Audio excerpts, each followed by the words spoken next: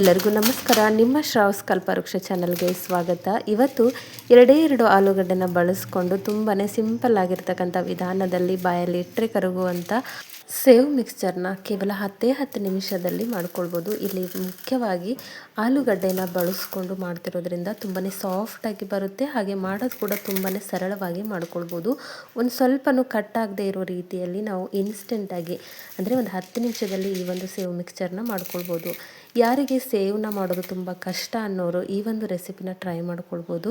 ಇಲ್ಲಿ 2 ಆಲೂಗಡ್ಡೆ ಇತ್ತು ಅಂತಂದರೆ ಸಾಕು, ಈ ರೀತಿ ಪರ್ಫೆಕ್ಟಾಗಿ ಸೇವ್ ಮಿಕ್ಸ್ಚರ್ನ ಮಾಡ್ಕೊಳ್ಬೋದು. ಮಾಡೋ ವಿಧಾನ ನೋಡ್ಕೊಂಡು ಬಿಡೋಣ.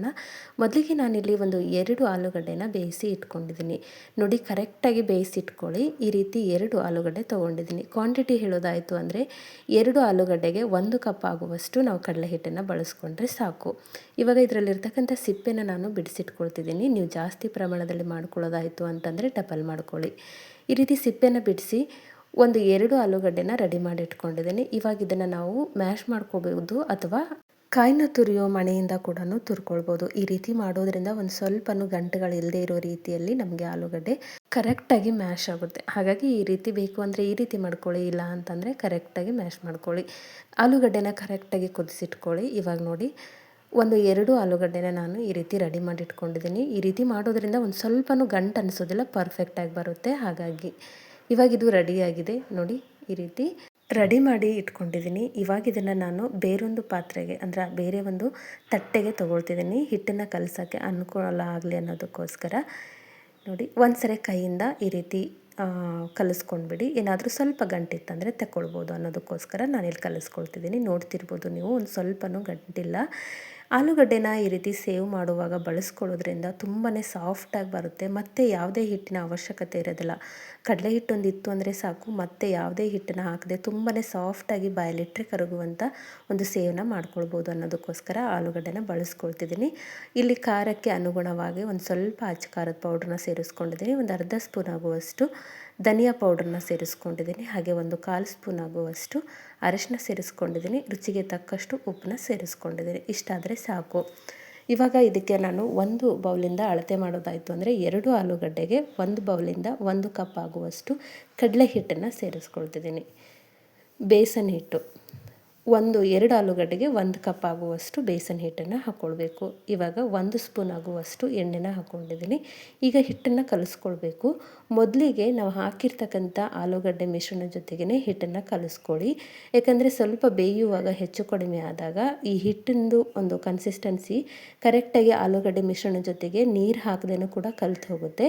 ಈ ರೀತಿ ಮೊದಲು ಕಲಿಸ್ಕೊಂಡು ನೋಡಿ, ನಿಮಗೆ ನೀರು ನೀಡದ ಅಂದರೆ ಅವಶ್ಯಕತೆ ಐತಿ ಅಂತಂದಾಗ ನೀವು ಬೇಕಂದಷ್ಟು ನೀರನ್ನ ಸೇರಿಸ್ಕೊಂಡು ಕಲಿಸ್ತಾ ಹೋಗಬೇಕು. ನೋಡಿ, ನಾನು ಕೂಡ ಇಲ್ಲಿ ಒಂದು ಸ್ವಲ್ಪ ನೀರನ್ನ ಹಾಕ್ತಾ ಹಿಟ್ಟನ್ನು ಈ ಒಂದು ಸೇವ್ ಮಾಡ್ತಕ್ಕಂಥ ಹಿಟ್ಟಿನ ಹದಕ್ಕೆ ರೆಡಿ ಮಾಡ್ಕೊಳ್ಬೇಕು. ಸ್ವಲ್ಪ ನೀರನ್ನ ಸ್ವಲ್ಪ ನೋಡ್ಕೊಂಡು ಸೇರಿಸ್ಕೊಳ್ಳಿ. ಆಲೂಗಡ್ಡೆಯಲ್ಲಿ ಆಲ್ರೆಡಿ ನೀರಿರುತ್ತೆ, ಹಾಗಾಗಿ ಈ ರೀತಿ ಹಾಕ್ತಾ ನಿಧಾನವಾಗಿ ಕಲಿಸ್ತಾ ಬನ್ನಿ. ಒಂದು ಸ್ವಲ್ಪ ಸಾಫ್ಟಾಗಿ ಕಲಿಸ್ಕೊಳ್ಳಿ. ತೀರಾ ಗಟ್ಟಿ ಆಗಬಾರ್ದು, ಚಪಾತಿ ಹಿಟ್ಟಿನ ರೀತಿಯಲ್ಲಿ ಗಟ್ಟಿ ಆಗಬಾರ್ದು. ಈ ಒಂದು ಕನ್ಸಿಸ್ಟೆನ್ಸಿಯಲ್ಲಿ ರೆಡಿ ಮಾಡ್ಕೊಳ್ಬೇಕು. ನೋಡಿ, ಇಷ್ಟು ಸ್ಮೂತಾಗಿತ್ತು ಅಂತಂದರೆ ಸೇವ್ ಕೂಡ ತುಂಬಾ ಪರ್ಫೆಕ್ಟಾಗಿ ಬರುತ್ತೆ. ಹಾಗಾಗಿ ಮೇಲ್ಗಡೆ ಒಂದು ಸ್ವಲ್ಪ ಮತ್ತೊಂದು ಸ್ಪೂನ್ ಎಣ್ಣೆ ಹಾಕ್ಕೊಂಡು ಹಿಟ್ಟನ್ನು ಕರೆಕ್ಟಾಗಿ ನಾದ್ಕೊಳ್ಳಿ. ಈ ರೀತಿ ಇವಾಗ ಹಿಟ್ಟು ರೆಡಿಯಾಗಿದೆ ನೋಡಿ, ಇಷ್ಟಾದರೆ ಸಾಕು. ಈ ಒಂದು ಕನ್ಸಿಸ್ಟೆನ್ಸಿಯಲ್ಲೇ ಹಿಟ್ಟನ್ನು ರೆಡಿ ಮಾಡ್ಕೊಳ್ಳಿ. ಈ ಒಂದು ಕನ್ಸಿಸ್ಟೆನ್ಸಿ ಇದ್ದರೆ ಸಾಕು. ಇವಾಗ ಟೈಮ್ ಇತ್ತು ಅಂದರೆ 10 ನಿಮಿಷ ಬಿಡಿ, ಇಲ್ಲ ಡೈರೆಕ್ಟಾಗೆ ಮಾಡ್ಕೊಳ್ಬೋದು. ಹಿಟ್ಟೇ ನೆನ್ಕೊಳ್ಬೇಕು ಅನ್ನೋ ಅವಶ್ಯಕತೆ ಇರೋದಿಲ್ಲ.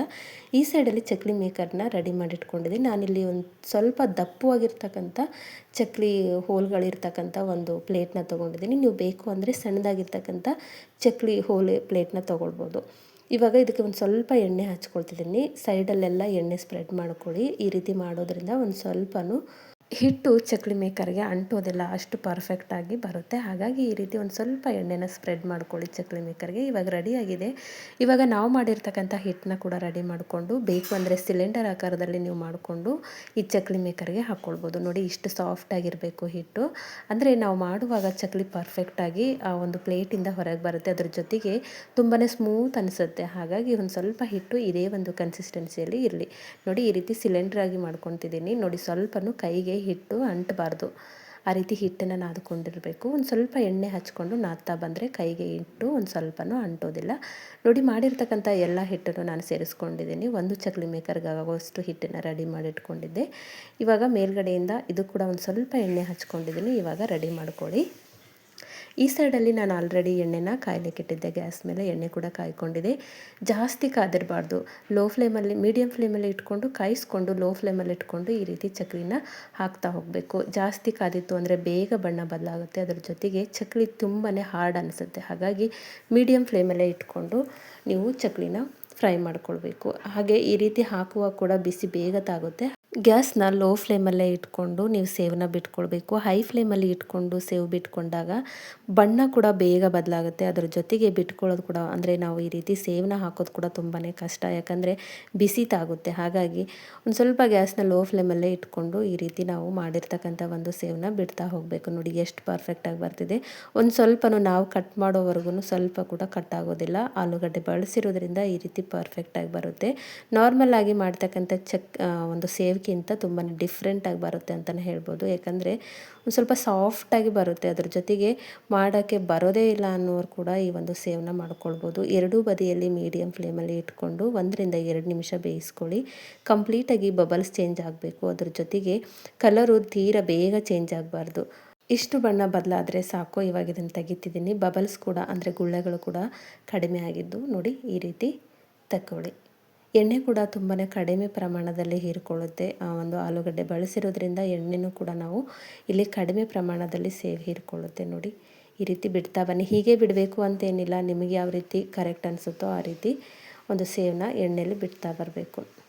ಇವಾಗ ನಾವು ರೌಂಡಾಗಿ ಹಾಕ್ತಿಲ್ಲ, ಜಸ್ಟ್ ನಾರ್ಮಲಾಗಿ ಒಂದು ಎಳೆ ಎಳೆ ರೀತಿಯಲ್ಲಿ ಸೇವನ್ನ ಹಾಕ್ಕೊಂಡಿದ್ದೀನಿ. ನಿಮಗೆ ಯಾವ ರೀತಿ ಬೇಕೋ ಆ ರೀತಿ ರೆಡಿ ಮಾಡ್ಕೊಳ್ಬೋದು. ಇದೇ ರೀತಿಯಲ್ಲಿ ಇರಬೇಕು ಅಂತ ಏನಿಲ್ಲ. ನೋಡಿ, ಪ್ರತಿ ಬ್ಯಾಚನ್ನು ಕೂಡ ಒಂದೇ ಒಂದು ಕಲರಲ್ಲಿ ಬರೋ ರೀತಿಯಲ್ಲಿ ಬೇಯಿಸ್ಕೊಂಡಿದ್ದೀನಿ, ಅಂದರೆ ಸಮ ಪ್ರಮಾಣದಲ್ಲಿ ಬೇಯಿಸ್ಕೊಂಡಿದ್ದೀನಿ. ನೋಡಿ ಈ ರೀತಿ ಬೇಕು ಅಂದರೆ ಈ ರೀತಿ ಮಾಡ್ಕೊಳ್ಳಿ, ಇಲ್ಲ ಎಳೆ ಎಳೆಯಾಗಿ ಬೇಕು ಅಂತಂದರೆ ಎಳೆ ಎಳೆಯಾಗಿ ಕೂಡ ನೀವು ಸೇವನ್ನ ಬಿಟ್ಕೊಳ್ಬೋದು. ನಿಮಗೆ ಯಾವ ರೀತಿ ಬೇಕೋ ಆ ರೀತಿ ಸೇವನ್ನ ರೆಡಿ ಮಾಡ್ಕೊಳ್ಬೋದು. ತುಂಬಾ ಪರ್ಫೆಕ್ಟಾಗಿ ಬರುತ್ತೆ. ನಾನು ಪ್ರತಿಯೊಂದು ಬ್ಯಾಚನ್ನು ಕೂಡ ಇದೇ ರೀತಿ ಮಾಡಿ ರೆಡಿ ಮಾಡಿ ಇಟ್ಕೊಂಡಿದ್ದೀನಿ. ತುಂಬಾ ಕ್ರಿಸ್ಪಿಯಾಗಿ ಬರುತ್ತೆ. ದಪ್ಪ ಆಗಿ ಹೋಲಿರ್ತಕ್ಕಂಥ ಒಂದು ಸೇವು ಪ್ಲೇಟ್ನ ತೊಗೊಂಡಿದ್ದೆ. ಹಾಗಾಗಿ ನಿಮಗೆ ಒಂದು ಸೇವು ದಪ್ಪವಾಗಿ ಕಾಣಿಸ್ತಿದೆ. ನೀವು ಬೇಕು ಅಂದರೆ ತಿಳುವಾಗಿ, ಅಂದರೆ ಸಣ್ಣ ಹೋಲಿರ್ತಕ್ಕಂಥ ಒಂದು ಸೇವು ಪ್ಲೇಟ್ನ ಕೂಡ ತೊಗೊಳ್ಬೋದು. ಮೇಲ್ಗಡೆ ಒಂದು ಸ್ವಲ್ಪ ಎಣ್ಣೆಯಲ್ಲಿ ಫ್ರೈ ಮಾಡಿರ್ತಕ್ಕಂಥ ಒಂದು ಕರಿಬೇವಿನ ಎಲೆ, ಹಾಗೆ ಒಂದು ಸ್ವಲ್ಪ ಕಡಲೆ ಬೀಜನ ಸೇರಿಸ್ಕೊಂಡಿದ್ದೀನಿ. ತುಂಬಾ ಪರ್ಫೆಕ್ಟಾಗಿ ಬರ್ತಕ್ಕಂಥ ಒಂದು ಸೇವು. ಕಲರ್ ಕೂಡ ನೋಡ್ತಿರ್ಬೋದು ನೀವು. ಈ ಒಂದು ಕಲರಲ್ಲಿ ಬೇಯಿಸ್ಕೊಂಡ್ರೆ ಸಾಕಾಗಿರುತ್ತೆ. ನೋಡಿ ತುಂಬಾ ಪರ್ಫೆಕ್ಟಾಗಿ ಕೇವಲ 10 ನಿಮಿಷದಲ್ಲಿ ಈ ಒಂದು ಸೇವನ್ನ ಮಾಡ್ಕೊಳ್ಬೋದು. ತುಂಬ ಜಾಸ್ತಿ ಸಮಯ ಕೂಡ ಹಿಡ್ಕೊಳ್ಳೋದಿಲ್ಲ. ನಿಮಗೆ ಜಾಸ್ತಿ ಪ್ರಮಾಣದಲ್ಲಿ ಬೇಕು ಅಂದರೆ ಅಳತೆನ ಡಬಲ್ ಮಾಡಿಕೊಂಡ್ರೆ ಸಾಕಾಗಿರುತ್ತೆ. ಈ ರೀತಿ ಕರೆಕ್ಟಾಗಿರ್ತಕ್ಕಂಥ ಎಳೆ ಎಳೆಯಾಗಿರ್ತಕ್ಕಂಥ ಒಂದು ಸೇವ್ ಮಿಕ್ಸ್ಚರು. ಸೌಂಡಲ್ಲೇ ಗೊತ್ತಾಗುತ್ತೆ ಎಷ್ಟು ಕ್ರಿಸ್ಪಿ ಆಗಿದೆ ಅಂತ.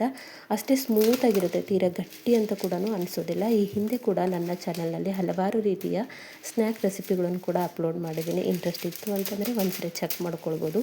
ಅದ್ರ ಜೊತೆಗೆ ರಾತ್ರಿ ಉಳಿದಿರ್ತಕ್ಕಂಥ ಅನ್ನದಿಂದ ಇದೇ ರೀತಿಯಲ್ಲಿ ಮೃದುವಾಗಿರ್ತಕ್ಕಂಥ ಒಂದು ಸೇವನ್ನ ಯಾವ ರೀತಿ ಮಾಡೋದು ಅಂತ ತೋರಿಸಿದ್ದೀನಿ. ಒಂದ್ಸರಿ ಇಂಟ್ರೆಸ್ಟ್ ಇತ್ತು ಅಂತಂದರೆ ಚೆಕ್ ಮಾಡ್ಕೊಳ್ಳಿ. ನೋಡಿ ಎಷ್ಟು ಕ್ರಿಸ್ಪಿ ಆಗಿದೆ. ಸೌಂಡ್ ಕೂಡ ನೀವು ನೋಡ್ತಿರ್ಬೋದು. ಆ ಒಂದು ಮುರಿದಾಗ ಕೂಡ ಅಷ್ಟೇ ಸ್ಮೂತಾಗಿರುತ್ತೆ, ತೀರಾ ಗಟ್ಟಿ ಅಂತ ಅನಿಸೋದಿಲ್ಲ. ಮೇಯ್ನಾಗಿ ಆಲೂಗಡ್ಡೆ ಬಳಸೋದು ಸ್ಮೂತಾಗಿರಲಿ ಅನ್ನೋದಕ್ಕೋಸ್ಕರ ಒಂದ್ಸರಿ ಟ್ರೈ ಮಾಡಿ. ತುಂಬಾ ಪರ್ಫೆಕ್ಟಾಗಿ ಬರುತ್ತೆ. ಎಲ್ಲೂ ಕೂಡ ಒಂದು ಸ್ವಲ್ಪನೂ ಕೂಡ ಹಾಳಾಗದೇ ಇರೋ ರೀತಿಯಲ್ಲಿ ಫಸ್ಟ್ ಟೈಮ್ ಕೂಡ ಮಾಡಿದರೂ ಕೂಡ ಅಷ್ಟೇ ಪರ್ಫೆಕ್ಟಾಗಿ ಮಾಡ್ಕೊಳ್ಬೋದು. ಐ ಹೋಪ್ ಇವತ್ತು ನಾನು ಮಾಡಿರ್ತಕ್ಕಂಥ ಒಂದು ಆಲೂ ಸೇವ್ ಮಿಕ್ಸ್ಚರ್ ರೆಸಿಪಿ ನಿಮಗೆ ಭಾಳ ಇಷ್ಟ ಆಗದ ಅಂದ್ಕೊಳ್ತೀನಿ. ಇಷ್ಟ ಆಗಿದ್ದರೆ ದಯವಿಟ್ಟು ನನ್ನ ಚಾನಲ್ನ ಸಬ್ಸ್ಕ್ರೈಬ್ ಮಾಡ್ಕೊಳ್ಳಿ. ನಾಳೆ ಮತ್ತೊಂದು ಹೊಸ ರೆಸಿಪಿಯೊಂದಿಗೆ ಸಿಗೋಣ. ಧನ್ಯವಾದ.